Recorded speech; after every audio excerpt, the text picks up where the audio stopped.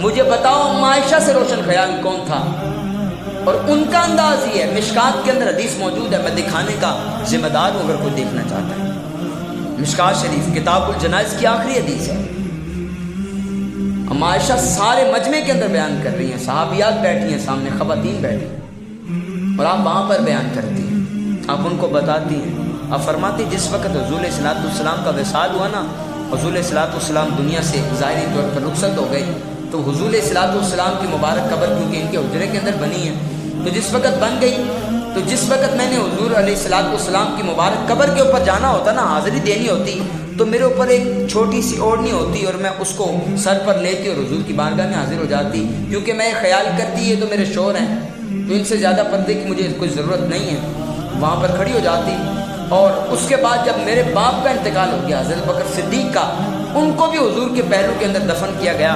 آپ فرماتے ہیں پھر بھی جب میں جاتی تو میرے اوپر ایک ہلکی سی اوڑھنی ہوتی اور میں چلی جاتی، یہ خیال کرتے ہوئے ایک میرے شوہر ہیں اور ایک میرے باپ ہیں.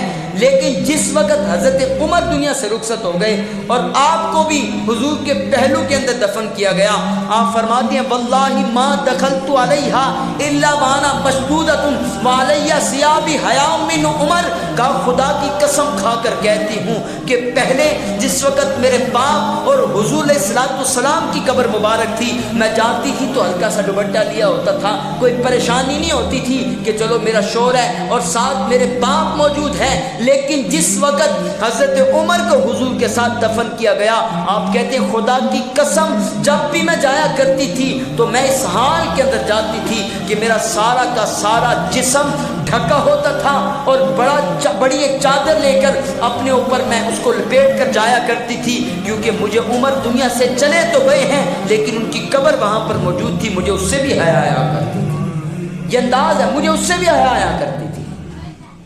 حضرت عمر کی قبر ہے، اس سے پردہ کیا جا رہا ہے. یہ تعلیمات کون دے رہا ہے؟ جن کو حضور فرماتے ہیں حمیرہ سے دین کی تعلیم لیا کرو، اس کو اللہ نے بڑا دین عطا کر دیا، اس کے پاس بڑی دین کی دولت ہے. حضرت عمر کی قبر موجود ہے لیکن اس سے بھی پردہ کیا جا رہا ہے. اور کائنات کے اندر ان سے زیادہ پاک باز ہستیاں اور کوئی نہیں ہے، جن کی پاکیزگی کے اندر اللہ کا قرآن نازل ہو رہا ہے.